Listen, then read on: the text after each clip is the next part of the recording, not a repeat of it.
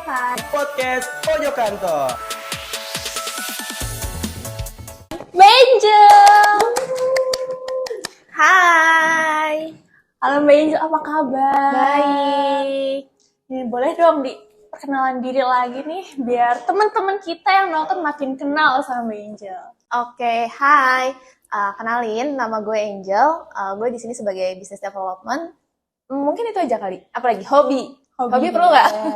Hobinya traveling. Ya, cita-cita perlu nggak? Semuanya sebut boleh, buat cita-cita, sosial media, makanan favorit, semuanya boleh Mbak. Ya. Udah itu aja sih kayaknya. Oke. Cukup ya. Mbak Angel sebagai business development. Kalau yang kita tahu ya Mbak, seorang business development kan bertugas untuk mengembangkan bisnisnya. Tapi di samping itu peran dari business development itu apa sih? Sebenarnya sih banyak banget ya kalau ngomongin tentang business development. Karena sebagai namanya aja udah business development, berarti kan dia ngedevelop suatu bisnis gitu kan. Jadi mungkin kalau Alia tahu, kalau ada BD, ada sales, ada marketing gitu kan. Nah sebenarnya semuanya ini itu beda sih role-nya gitu kan. Nah untuk yang business development ini sendiri, dia memang banyak nih dari sisi tugas dan perannya sebenarnya. Jadi mulai dari riset pasar, kemudian habis itu ngecek produk kita, nah terus partnership, kemudian nyari customer juga gitu kan. Terus biasanya kita akan kayak kolaborasi nih sama beberapa pihak, baik itu dia adalah supplier kita atau vendor kita gitu ya, kemudian dia adalah calon customer kita, ataupun pihak-pihak yang mungkin berkaitan tapi secara nggak langsung. Itu pun juga sebenarnya tugasnya si BD ini. Gitu. Wah, berarti emang cukup banyak ya tugas si BD, mulai dari riset, pasarnya juga. Betul. Oke, nah berarti emang Mbak Angel tuh sekolah bisnis apa gimana? Enggak sih, sebenarnya basic aku tuh di manajemen dan aku memulai karir sebenarnya sebagai marketing gitu kan. Tapi setelah yang marketing itu akhirnya ya udahlah aku ke business development gitu. Kebetulan juga waktu itu ngedevelop sebuah produk baru gitu kan. Dan akhirnya banyaklah di situ. Terus kemudian kan di sini juga istilahnya kita kayak ngebuat brand baru nih gitu kan. Jadi dari pasarnya pun si BD ini perlu berperan aktif sih. Oh, berarti emang dari marketing, terus baru ke si bisnis. Tapi Iya, kan emang betul. mencangkup, maksudnya kayak marketing juga the part of bisnis gitu. Ya betul-betul. Tapi kan kalau di marketing itu sebenarnya banyak ya, kayak mungkin kayak Alia nih digital marketing. Itu kan sebenarnya marketing tapi part of marketing. Kan tapi ada juga kayak marketing event kan juga dia sebagai marketing gitu kan. Terus ada juga kalau teman-teman tahu kayak marketing atau sales nih gitu kan. Jadi dia itu iya memperkenalkan ke customer juga, jualan juga kayak gitu. Jadi emang kalau dari marketing itu banyak sih lingkup-lingkupnya juga gitu. Nah, Mbak Angel kan tadi udah cerita banyak nih tentang tanggung jawab dari business development, mulai dari riset, nentuin target pasar, dan lain-lain sebagainya. Nah, pernah nggak sih kayak Mbak Angel ngerasain overwhelm atau kayak maksudnya harus tentuin strategi-strateginya juga kan? Nah, cara menyelesaikan si overwhelm-nya ini gimana sih? Itu pasti ya, kayaknya bukan di bagian business development doang. Kayaknya setiap pekerja ataupun kayak mahasiswa pun kalau udah overwhelmed itu pasti ada momennya kayak gitu kan, kalau udah bener-bener pusing. Nah, caranya adalah kalau aku sih melakukan hobi ya gitu kan. Makanya tadi aku juga bilang nih, hobi aku traveling gitu kan. Jadi memang aku tuh punya semacam agenda tiap tahun gitu. Jadi aku kayak, biar gimana caranya kita tuh tetap semangat gitu, kayak melalui hari kita mengerjakan sebuah pekerjaan kita itu dengan ya kita kayak udah punya rencana ke depannya untuk traveling, untuk melakukan hobinya. Jadi kita tuh bisa fokus dan kita kayak punya sesuatu yang diharapkan nih gitu. Oh, jadi kayak work-life balance kali ya. Kita udah capek-capek kerja, terus kita udah nyiapin hari untuk liburan. Tapi aku juga ngeliat nih Instagram Bejel kan banyak banget kan ya, kemana-mana. Udah kayak Dora the Explorer kan, udah traveling. Udah coba diceritain nggak sih Mbak Eja tuh udah pernah kemana aja? Pernah kemana aja ya? Sebenarnya sih kalau dari mungkin profesi di Indonesia belum semuanya sih gitu. Mungkin kayak sekitar 20 profesi mungkin udah ada sih gitu kan. Dan memang karena aku tuh dulu SMK pariwisata gitu kan. Jadi udah terpatri nih dari dulu, oh kalau Indonesia tuh bagus banget kayak gitu.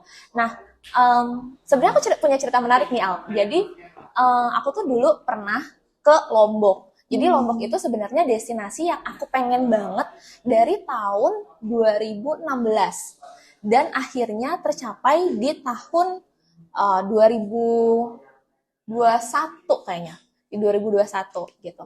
Karena ada lain sebagai hal, waktu di 2016 itu sebenarnya aku udah beli tiket pesawat nih gitu kan. Tapi akhirnya ya udah nggak jadi, aku cancel tiket pesawatnya gitu ya. Nah, di 2021 aku punya kesempatan ya aku gas gitu kan. Ke Lombok gitu. Karena aku ngeliat di Lombok itu sebenarnya bagus banget, apalagi kan kayak tahu kan yang Mandalika, Iya, ya kan. tahu. Nah, itu setelah pembangunannya tuh bener-bener yang semua tuh dirapiin kayak gitu-gitu, dan dari pemerintahannya tuh bener-bener fokus untuk ngedevelop pariwisata di sana gitu. Nah, cerita menariknya adalah waktu pas di Lombok, aku tuh ke suatu pantai, Pantai Mawun kalau nggak salah, berdua sama teman aku, cewek gitu ya. Kita lagi duduk ceritanya di pantai itu, karena memang mau sunset, tapi agak sedikit mendung nih gitu kan. Akhirnya kita duduk-duduk di pinggir pantai itu, kebetulan juga sepi, tiba-tiba kita tuh didatengin anak kecil, dia kayak bawa apa ya, sebuah papan. Jadi papannya itu ada apa namanya, gelang. Oh, jadi dia kayak jualan gitu? Iya, dia kayak jualan gitu. Jadi kan memang di sana banyak kayak gelang-gelang yang dari kain gitu kan. Pernah lihat kan? Dari kain atau enggak kerang-kerang kecil? Iya, gitu. kerang-kerang kecil gitu.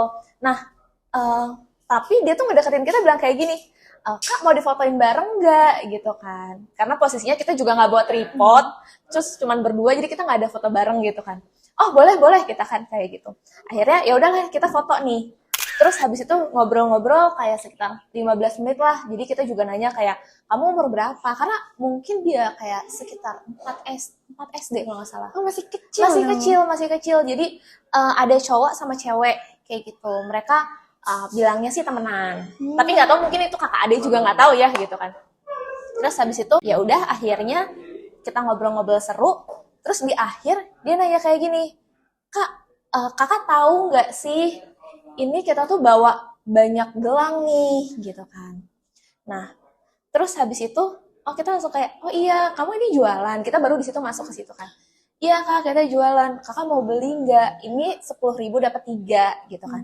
Nah, aku sebagai orang yang nggak terlalu butuh sebenarnya. Terus ketika digituin kayak, emang ini apa aja? Akhirnya kita nanya-nanya gitu lah. Terus dia ceritain nih. Dan dari cara dia ngomong, cara dia presentasi si produknya ini tuh bener-bener ngebuat kita kayak, ih lucu ya, kayak gitu loh. Nah, terus akhirnya mau nggak mau, aku sama temen aku beli nih. Setelah itu, aku sama temen aku ngobrol nih, gitu kan. Terus kita langsung mikir kayak, ih gila ya, si anak ini, dia pinter banget cara ngepromosiinnya, gitu kan. Pendekatan si ke customer-nya tuh nggak seperti yang lainnya. Mungkin kayak Alia pernah nggak sih ke objek wisata, terus didatengin gitu sama penjual? Pernah banget. Nah, itu biasanya kayak gimana tuh kalau Alia itu? Kalau aku biasanya kalau misalnya aku pergi ke Candi Borobudur, aku biasanya langsung ditawarin aja nih. Não, vamos por o tiga só ter tinggal. Biasanya kamu mau beli nggak kalau digituin? Aku kurang mau sih. Iya, jadi kayak dipaksa nggak sih? Dipaksa harus beli gitu kan? Berarti yang anak kecil tadi berarti kayak dia tuh ngebangun hubungannya dulu sama si customer-nya. Kalau udah ada koneksinya, baru menawarkan si dagangannya, bareng jualannya. Iya, betul. Dan itu ngebuat aku kayak sebagai yang jauh lebih tua ya daripada anak kecil ini. Jadi kayaknya aku perlu belajar banyak deh sama anak kecil ini. Kayak, oh hebat banget dia cara jualannya gitu sih. Jadi kayak lebih punya strategi tersendiri untuk mendagangkan jualannya itu. Iya, betul. Biasanya Mbak Angel tuh kalau mau traveling itu budgetnya emang dia siapin dulu buat Oh iya, betul. Tadi kan aku juga cerita nih, cara aku nanggepin overwhelm aku itu biasanya aku kayak create itinerary, create kira-kira mau jalan kemana nih. Nah, dari situ biasanya kayak udah ada budget-budget khusus nih gitu. Jadi memang kalau untuk perjalanan yang udah aku buat, aku tuh kayak ngedetailin kira-kira harganya berapa kayak gitu. Jadi aku udah tahu budgetnya berapa, yang aku akan spending di sana, kemudian kira-kira possible nggak nih kalau aku lakukan di misalkan di bulan depan kayak gitu. Jadi kayak ngelihat tetap tabungan aku, ngelihat tetap kayak flow pengeluaran aku seperti apa kayak gitu sih. Berarti emang di riset dulu mau liburan kemana, terus mau kemana aja, baru disiapin budgetnya sesuai apa enggak gitu. Iya, betul, betul. Nah, oke. Kita udah ngobrol banyak banget nih Mbak, tentang traveling sama bisnis juga. Kita lanjut aja ke sesi mini games kita.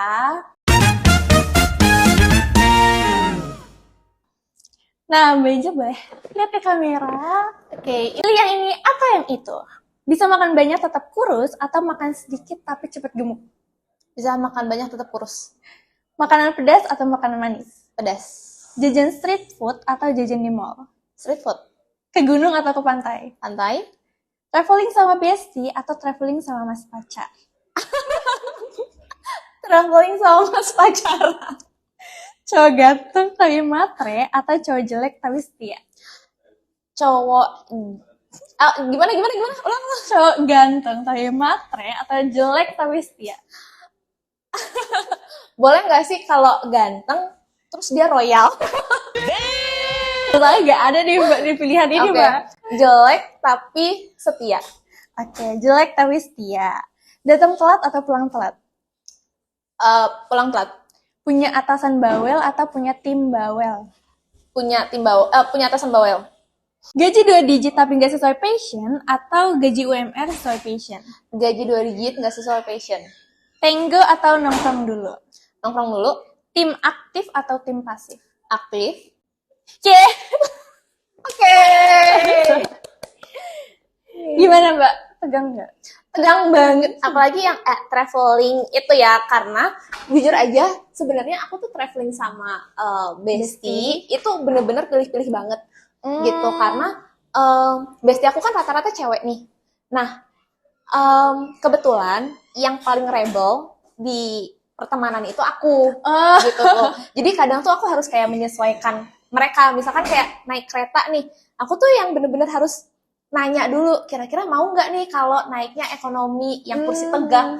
Bahkan sampai kayak gitu tuh harus detail kayak gitu sih. Jadi yang persiapannya kalau Mbak Inja kayak lebih harus dipersiapkan gitu. Nah tadi Mbak Inja tuh sempat jawab tim aktif atau tim pasif. Itu tim aktif. Kenapa tuh Mbak? Karena kalau tim aktif itu biasanya banyak ide yang keluar ya, gitu kan. Apalagi kayak di BizDev, kemudian di marketing dan sales, itu kan memang butuh orang-orang aktif nih. Karena kalau enggak, speednya itu ya gimana kita generate revenue gitu kan. Pasti akan lama kalau timnya itu pasif. Dia kan jawab tim aktif karena emang lebih banyak menyuarakan ide-idenya. Nah dari tim Mbak Angel sendiri nih udah aktif belum sih? Oh, aktif banget. Jadi kalau misalkan kayak kita kayaknya mau buat ini deh, terus kayak kita harus yang inilah. Jadi kayak banyak keluar ide kayak gitu sih. Jadi lebih seru kayak gitu. Oke, berarti emang udah oke banget intinya. Mbak Angel kan seorang business development. Nah, berarti Mbak Angel jualan juga nggak?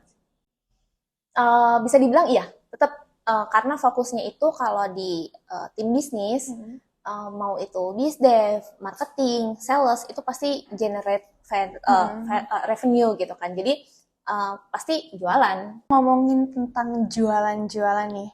Sebenarnya kalau kita sebagai seorang pelaku usaha jualan di internet itu se-efektif itu nggak sih Mbak?